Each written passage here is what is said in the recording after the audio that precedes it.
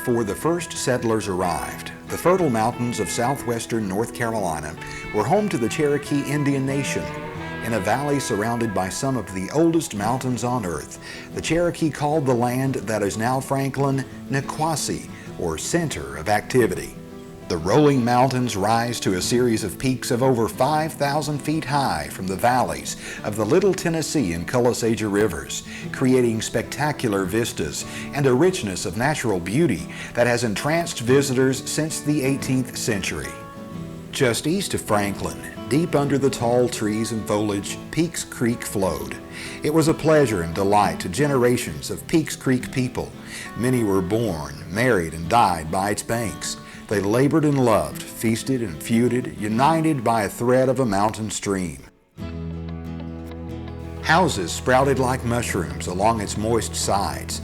People loved the creek's sweet song as it gushed and rushed over rocks.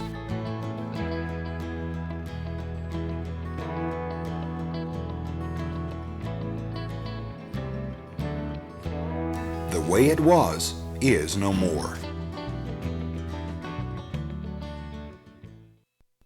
No one living on the creek had flood insurance. After all, it was not considered a floodplain.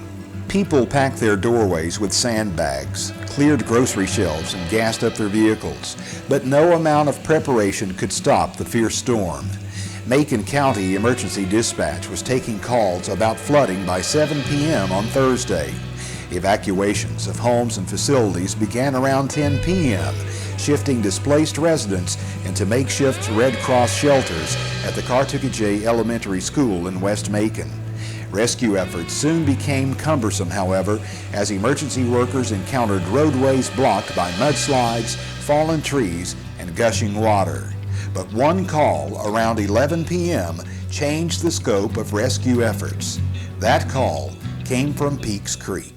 Hurricane Ivan the Terrible hit Franklin on Thursday, September the 16th, 2004.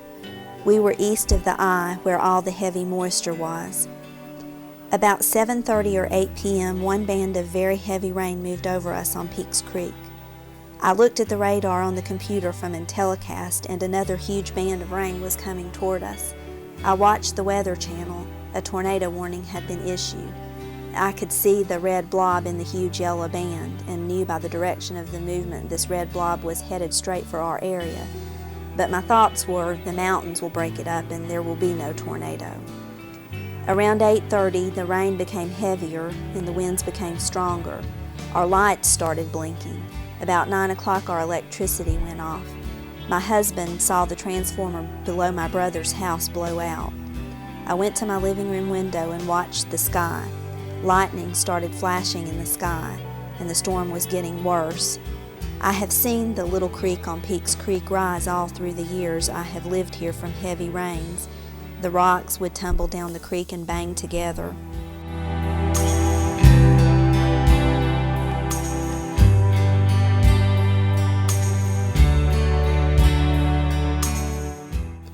By 9:30, the roar of the wind and the heavy rain on our metal roof was so loud it was hard to hear, but it seemed I could hear those rocks banging together in the creek.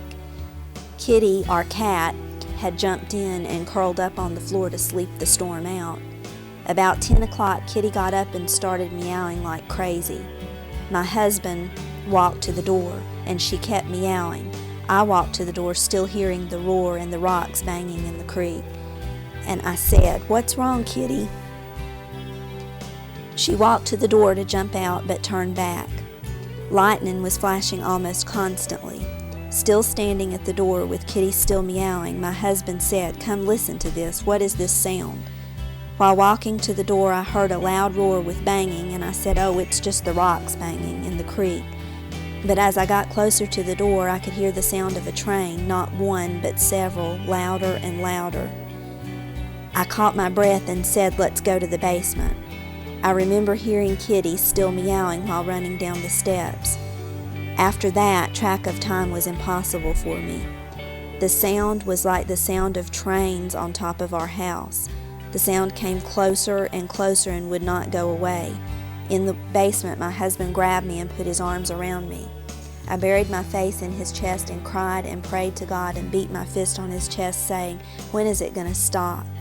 He is such a brave man. He held me in his arms while I know he listened and prayed too. Suddenly it seemed to get a little quieter.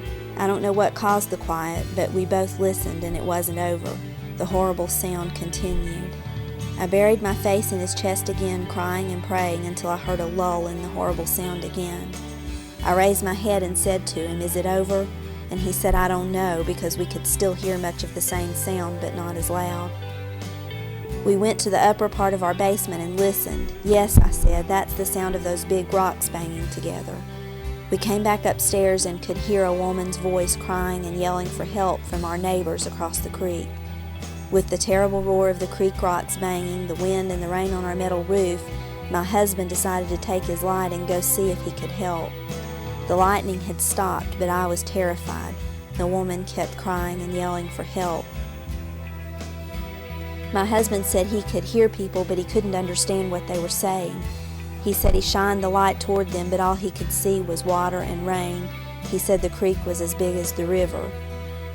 I could still hear the woman, but not as often, so we sat down not knowing what to do. We kept hearing the woman, but we were helpless. More flashlights were over there. And about midnight the rains and the winds eased up, but the roar of the creek and the rocks kept on. Sometime after 2 a.m. I dozed off, waking up to the woman's cries, and I looked out my window and could still see flashlights across the creek. Around 6:30 a.m. daylight started coming. My husband called for me to come to the basement and look at the pile of rubble in front of the Jones house. I did, and it was then that I said, "Oh my gosh, Wayne and Marilyn's house is pushed down from where it was." After looking more, we saw it was just the top of their house left. My husband walked back to the bank where he had been during the night and came back and told us of the terrible destruction.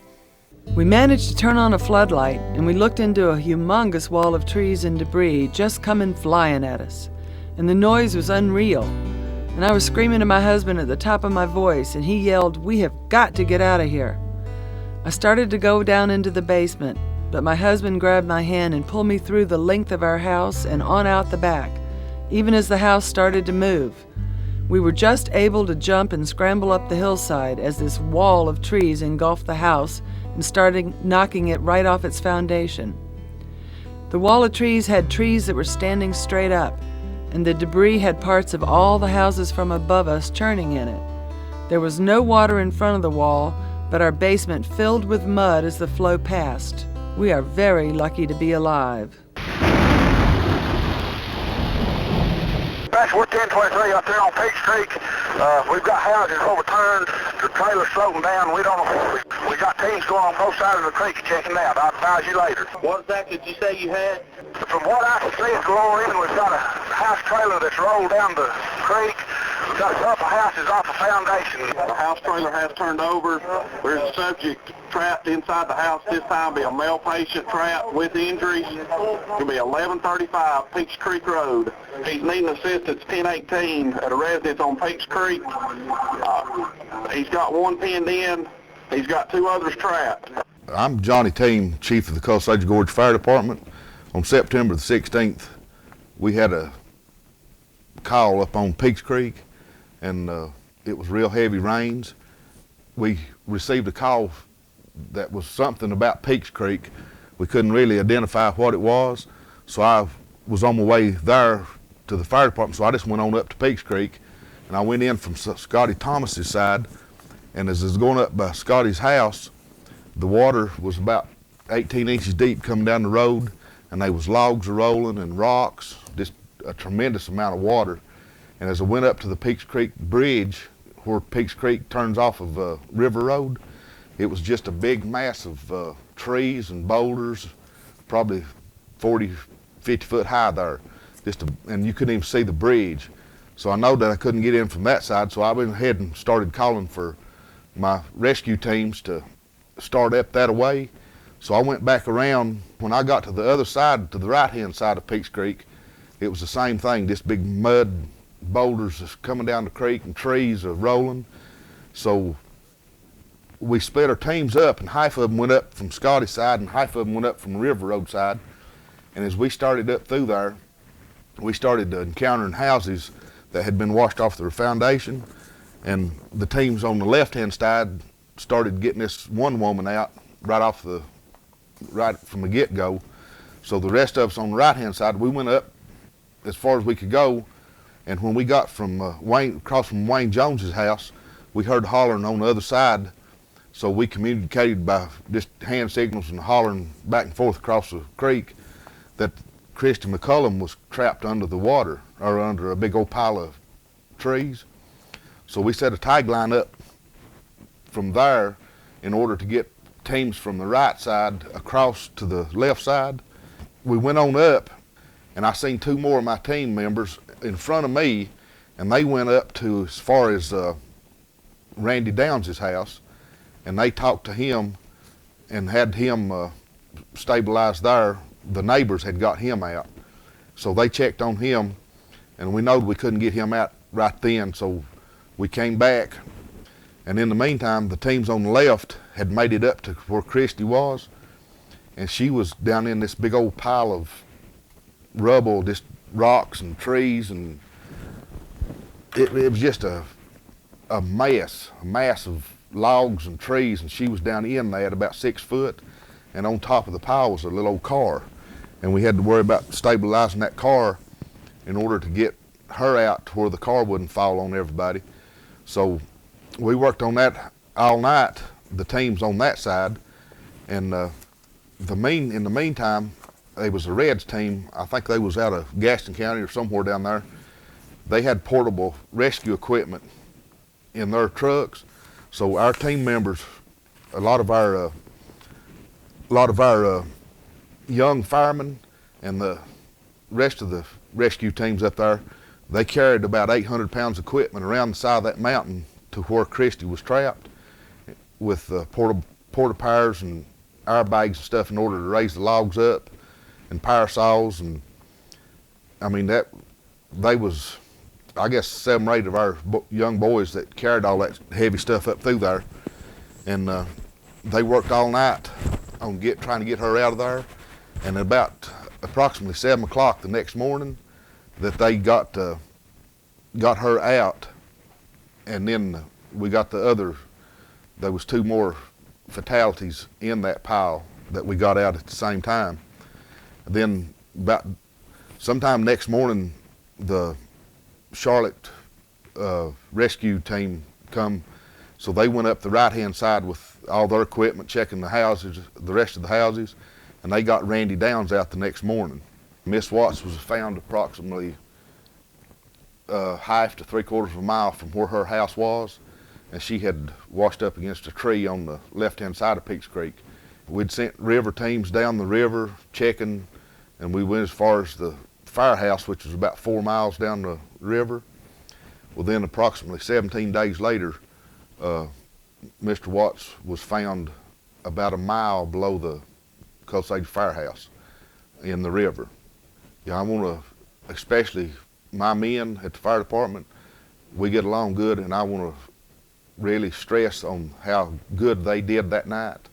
They had families at home that they was worried about too, and a lot of our firemen, like my son, he was a junior, or he's a fireman over there, and you know, you worry about your own kinfolk plus your firemen, then your wives and your mothers and fathers, you know, but they're dedicating their time going over there and helping out the community.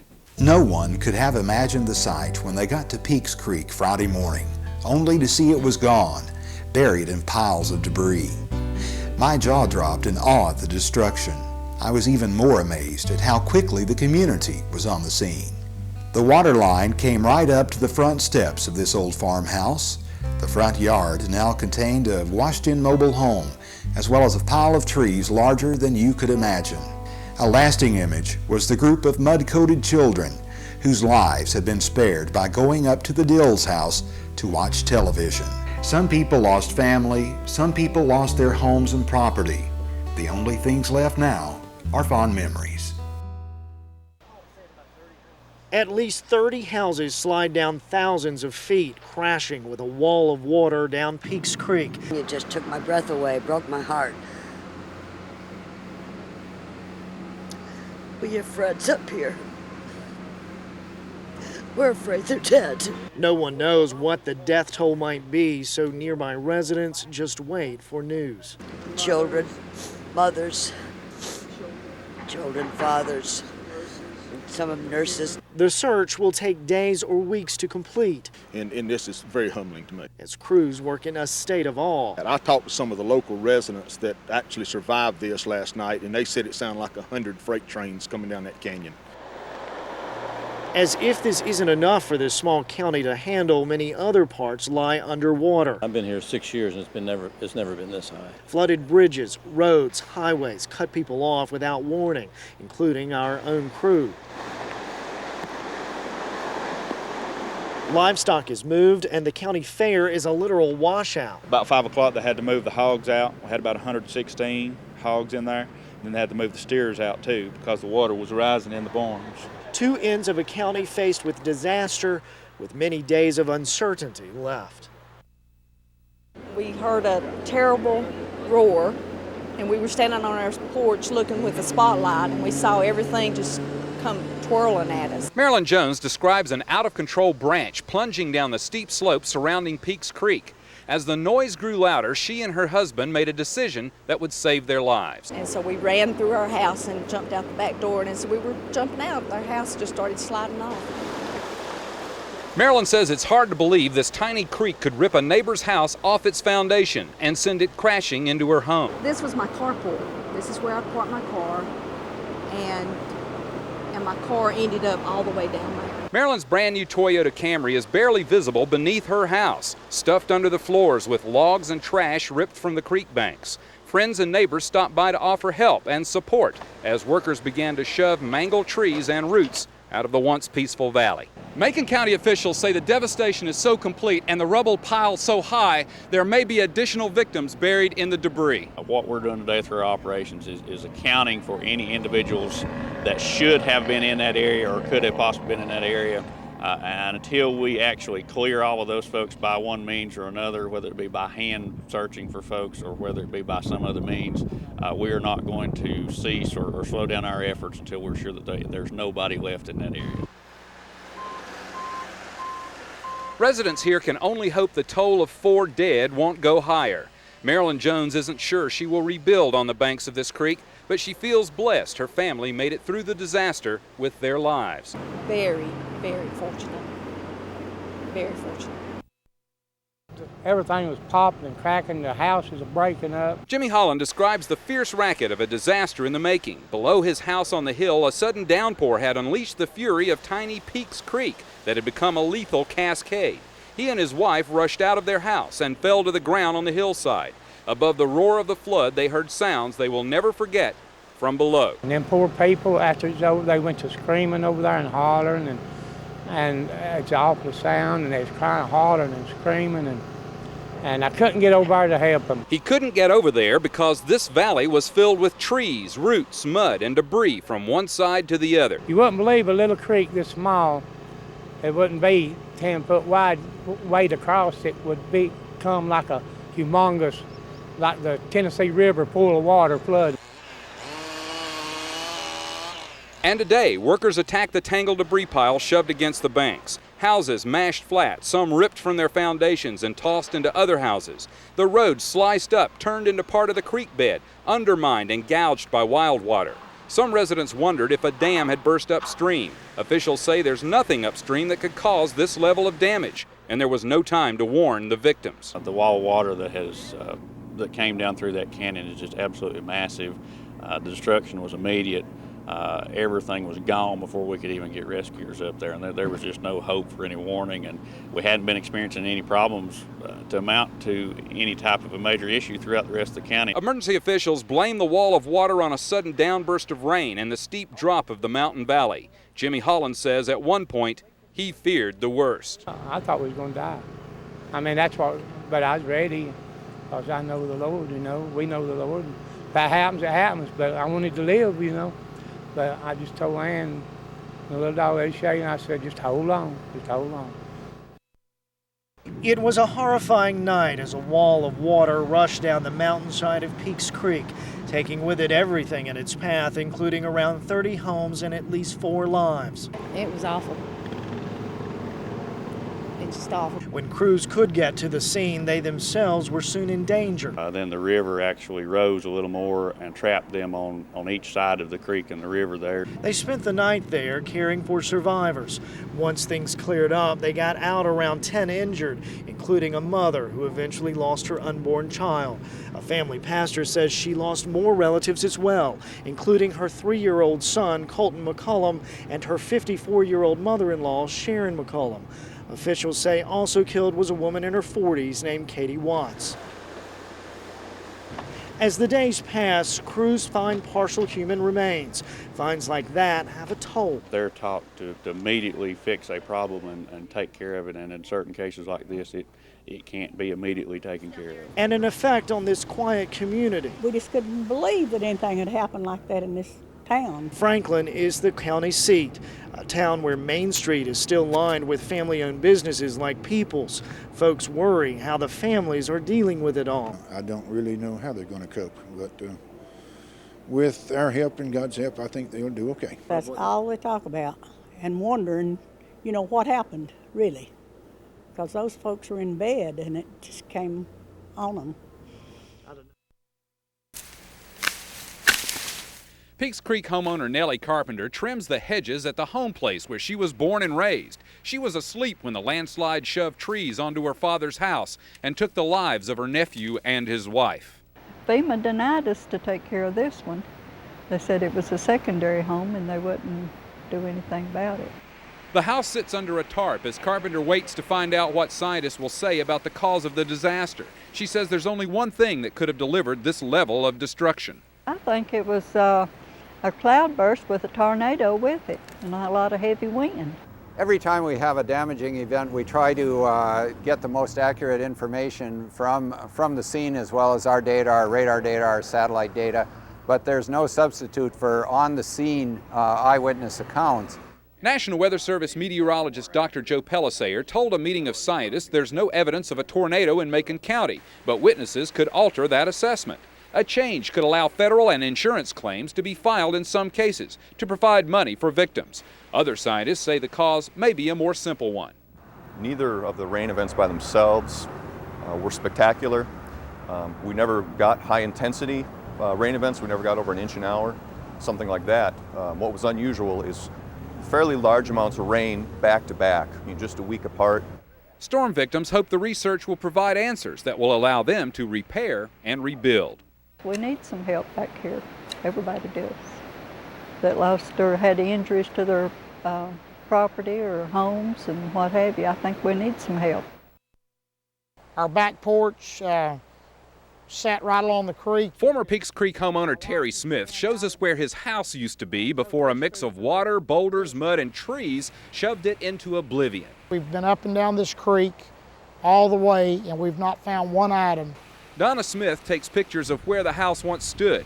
The Smiths say they're lucky to be alive. The day of the disaster, he was in surgery at a Florida hospital. The Smiths were making plans to move into the Riverside cottage this fall. Now they say their insurance company won't pay to replace the building. And the reason they gave was that it was either a mudslide or flood. And my wife and I asked the adjuster what was his reasoning or how did he make that determination, and it was from the newspaper. Smith shows us a letter from FEMA denying the Smiths any help because hail, wind-driven rain, or a tornado wiped out the house. We're caught in the middle with nothing. But with a situation like this, there is no formula, there's no book I can open to tell you how this went. This is all new stuff to everybody involved. County officials met with residents to discuss the roadblocks to rebuilding in the Peaks Creek Valley. State highway crews are rebuilding bridges and the road through the valley, but some residents wonder if they could ever use the road again. They're unsure about whether insurance or FEMA could help them rebuild homes, to cut through the red tape, or to classify this disaster as something insurance would cover. Today, county officials pledged their help. We are not going to let the folks in Raleigh forget about this. We're also not going to let the folks in Washington forget about this. I can guarantee you that they will get tired of hearing us before this is over. Let's go ahead and get this press conference started. My name is Warren Cabe. I'm the Director of Emergency Services for Macon County. We're here today to update you on the progress of the disaster that affected our county and the state of emergency that's been an ongoing effort in our county. Just as an update to you, we are rapidly making progress in getting out services Getting our services back in order in Macon County, our main focus is the incident on Peaks Creek. We are in a response mode as of today.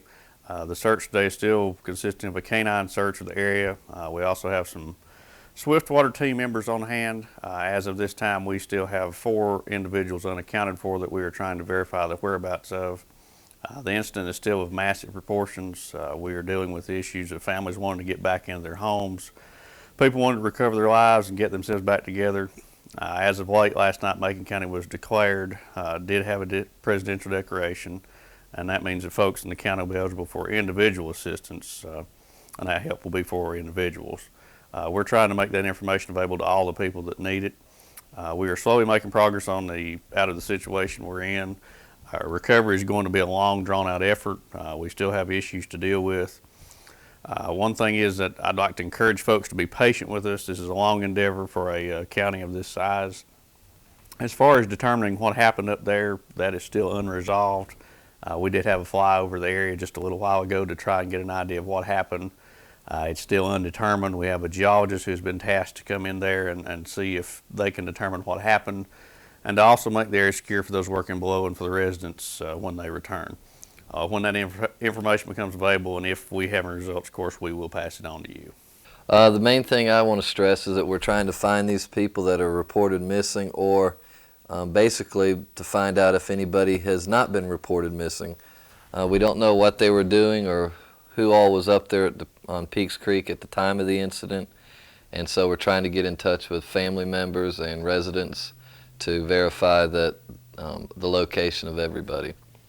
We've got investigators out looking for them. We've got at least 5 investigators assigned to tracking down people and trying to locate those that have been either reported or not reported. Today is Monday, September the 20th, 2004. My name is Warren Cabe. I'm the Director of Emergency Services for Macon County.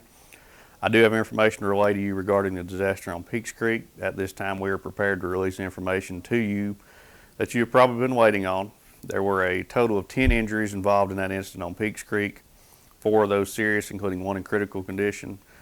We evacuated 20 people out of the area. At this time, we have narrowed our list of persons unaccounted to down to 1 person. We are prepared at this time to release the names of the fatalities. Those names are Sharon McCullum and her grandson Colton, and the unborn infant of her daughter Christy and Katie Watts. Crews are still searching the scene. We still have 1 person unaccounted for, but we have recovered some human remains on the scene there. We have not yet recovered an intact body. We are continuing the search today. We are also continuing our damage assessment in conjunction with the FEMA teams in the area today. This report is based on the findings of geologists Rebecca Latham and Rick Wooten from the Department of Environment and Natural Resources Geological Survey based in Asheville. Rainfall from Hurricanes Francis and Ivan hit the southern Appalachian Mountains in western North Carolina during September 2004. While rainfall was not unusually intense from either event, the combined rainfall set a new record total. Francis delivered approximately 11 inches in this region, and before the mountain soils had a chance to fully drain, Ivan delivered another 11 inches. This excessive rainfall soaked the deepest layers of the soils and accumulated at the interface between the soil and underlying bedrock. This accumulation of water caused uplift along the soil-rock interface and a decrease in soil shear strength that resulted in the downslope movement of soil along smooth bedrock surfaces. The slope failure that devastated this longtime community began near the top of Fishhawk Mountain at approximately 4,400 feet elevation.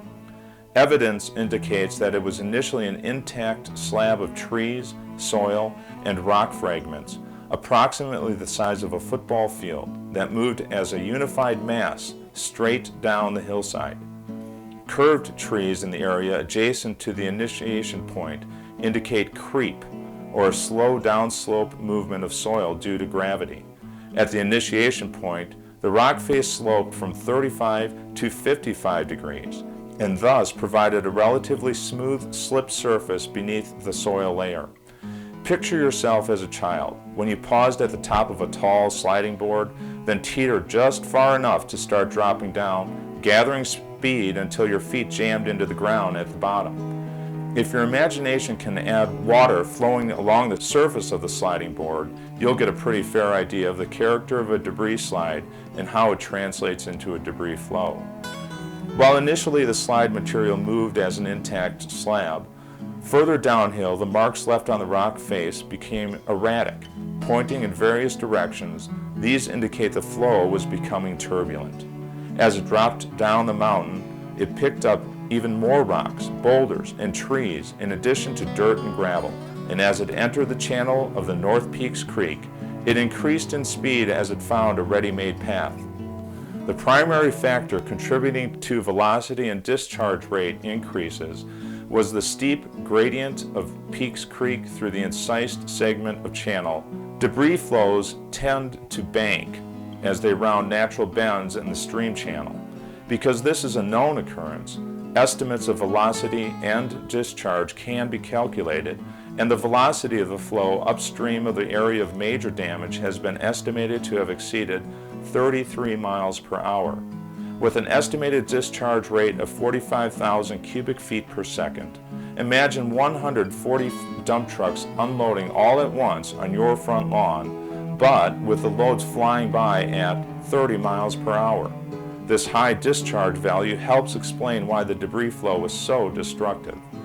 This picture of rescue workers near these piled up trees provides a fairly accurate scale of the debris flow height, even without the boulders.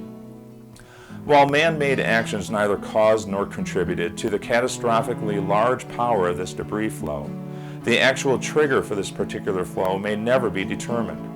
All observed tornado activity in the area had passed through some 2 hours before. What is significant is that two storms of coincidentally similar magnitudes struck the same region only days apart. There was no way to predict or warn when an event of this magnitude was possible, never mind that it would actually occur. County planning should consider the effect of human factors on the environment when developing land use plans or granting building permits. The one factor that is consistent in the Peaks Creek tragedy is damage was inversely proportional to lateral distance from and elevation above the path of the debris flow. The farther a home was sited from the stream bed, or the higher above the channel that it was located, the more likely that the house and its occupants would survive untouched. While this might seem obvious, it can sometimes be difficult for human beings to use their God-given common sense, especially where a pretty stream is inviting. The North Carolina Geological Survey will continue collecting soil and rock data to help with slope stability assessments, but these can never provide hard and fast rules regarding exact locations for an occurrence nor the timing of such. However, being able to highlight an area of substantial risk that results in the saving of even one life, or a pet, or a lifetime of treasured memories, that would be worth the effort. Roads and development carved into steep mountain slopes can be contributing factors to debris avalanches. Here, there was no evidence of human fault. Governor Mike Easley flew over the area in a helicopter on Monday, September 20th, saying he was amazed that more homes weren't destroyed than the 15 that were swept away or severely damaged. The message today is that you need to tell us what you need, and we'll get it for you, he said. We're all in this together. Meanwhile, forecasters are calling for an above-average Atlantic hurricane season in 2005. And after one of the most destructive seasons in history, who knows what this year will hold. I was the second house down on Peaks Creek. My cottage, maybe it was 1,800 square feet, including the basement, but it was charming. Up there, the creek was 15 feet wide with a double cascading waterfall. It was just so bucolic. Colisagia had swollen its banks in Francis, and a lot of rain. So without a doubt, even my creek almost went over my retaining stonework walls. And what was that, only a week or so before Ivan came up. It had been a rainy, thunderstormy day, getting worse in the evening. I'm doing my business in my media center on a computer, watching the TV was on. But approaching 10 o'clock p.m., September 16th, the couldn't stay online. So I said to my Belgian Shepherd, Malinois Shepherd, Solomon, we're going to bed early. It was about 10 o'clock, and I looked out my sliding glass doors, which face the waterfall, the double waterfall about 20 feet away, to see how swollen the creek was. And at that exact time, 2 minutes after 10, I saw my 50-foot maple tree coming right at me about 2 seconds away from impact, directly. I wasn't worried about that. The house would have held it up. I'm a builder. But what I saw behind it, and I had dual spotlights shining on the waterfall.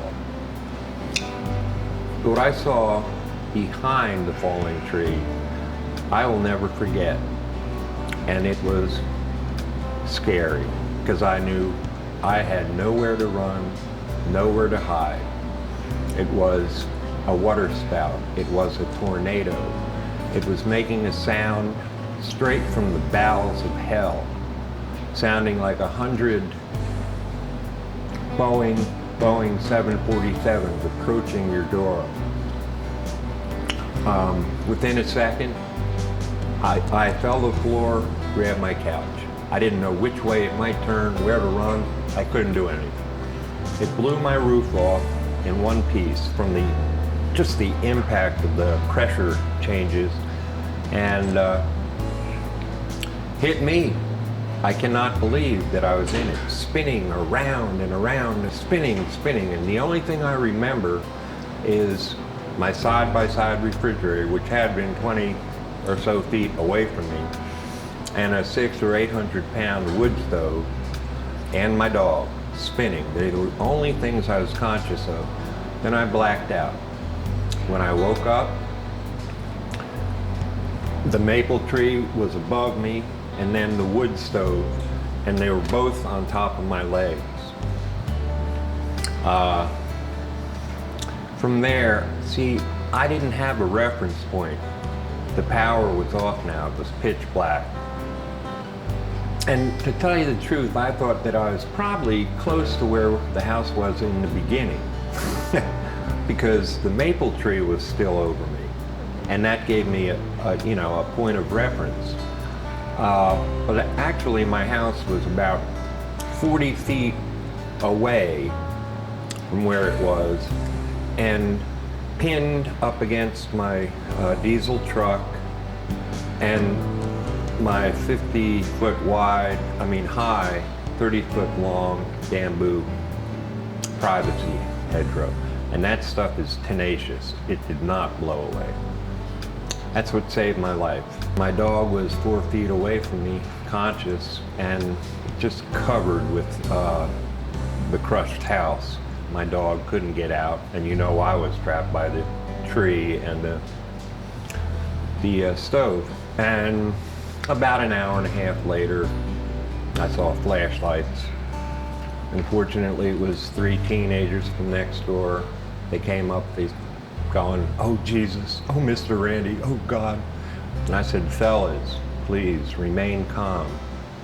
My legs are crushed underneath this wood stove. I have floor jacks. I know you can find them, 2x4s, something to lever this up so that I can crawl myself out." And they said, "Oh Jesus, Randy, Mr. Randy, there is no time." And they just drug that thing off me. And I love the boys. They saved my life and my dog's life. Sheriff Robbie Holland had told me that my dog, who couldn't be transported in the ambulance, stayed at where my front door used to be. And they came and fed him there, but he would not leave that spot. I have so much to be thankful for, from neighbors, friends, the Baptist ministry. I thank God for sparing my life. I was in the hospital for a little over 5 weeks, Mission Memorial, and I would like to thank the excellent staff there. I went up to the gorge, Peaks Creek, maybe 3 weeks after coming out of the hospital. My first thought was, my God, this is a canyon. I'm looking down, 50 foot down into the chasm or the gorge that had been created. Went up to my house, there's nothing there, nothing. That's been graded. I lived right at the third bridge. They rebuilt the bridge, technically 15 feet into my property. And now the creek, without waterfalls, is a different path, right, going down the center of my property. I had thought that my little quiet haven was a sanctuary, a safe haven, peaceful. And it's completely different now. It's a canyon. There's a purpose to everything. And my football career is over. You can see stuff on TV and you've seen movies before, but this is real life. Life in Macon County is very different these days. It just looked like a bomb had exploded. In the place locals call Peaks Creek. Just covered up with debris and there was water and mud everywhere. This powerful storm will be at Forecasters landfall. last year knew something was coming. If you had flooding from Francis, expect to have flooding from Ivan and expect the flooding to be worse. But no one here expected this. This was just a beautiful creek, and now it's an ugly gorge. Randy Downs is one of the survivors of a storm brought on by Hurricane Ivan. 10 o'clock. It had been a rainy day. On that rainy day, 5 neighbors were killed and 15 homes were leveled by a rushing wall of mud and debris. That was the outside of my foyer wall. You're standing 5 feet from my front door, which went into a foyer mudroom. Downs had other problems, a tornado cutting a path to his door. The tornado hit me directly, and all I remember is spinning and spinning like a rag doll, bouncing against everything. I blacked out. That's when his life took an unexpected turn. When I awoke, the maple tree and the wood stove were on top of me. This is the only part of the whole ordeal I don't like. The bones in his leg were crushed beyond repair. Putting it on. Much like his home and everything in it. And because of the freakish nature of this storm, insurance claims were eventually denied. It's a catch-22. Many of the homes that used to sit here would have been covered by homeowners insurance. But the hurricane rain turned into flooding, and that changed everything. The official term for what happened here is a debris flow, which flood insurance doesn't even cover. Not that many in these mountains carry flood insurance, which is offered as an important protection from disaster. We mentioned flood coverage and earthquake coverage. Those are 2 optional coverages that all companies offer. Very few people take those 2 coverages. But folks here say it was a mixed bag of weather, some of which should have been covered by their homeowners' policies. Primarily a mudslide, but it was a hurricane, tornado, flash flood, mudslide, in that order. Downs and others saw their claims denied, and that there has been some help from the federal government. Beautiful 1859 mansion. Yeah. It does not exist on this earth anymore. Same with my house. It won't be enough to rebuild. This thing doesn't do hills very well. What's been lost in Peaks Creek? Gone, but not forgotten. Tim Waller, WYFF News 4, Macon County.